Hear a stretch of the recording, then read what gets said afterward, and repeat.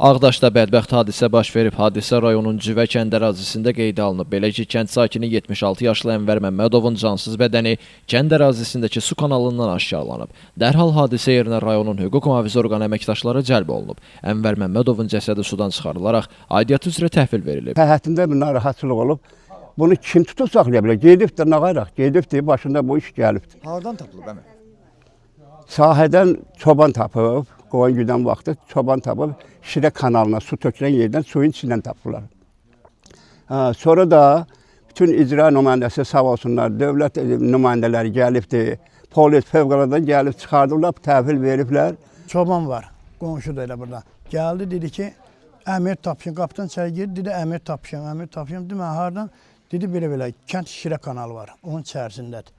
Polis əməkdaşlarına da xəbər verdik, gəldi, hamı bir yerdə elə polis şöbəsindən elə gəlib baxdıq, baxış keçirdilər, elədilər.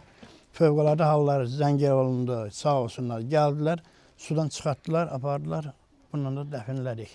Hadisənin baş vermə səbəbləri ekspertizanın rəyindən sonra məlum olacaq. Hazırda faktla bağlı Ağdaş rayon prokurorluğunda araşdırma aparılır. Elvin Qudratov, Aqil Əsədov, Bugün informasiya proqramı üçün.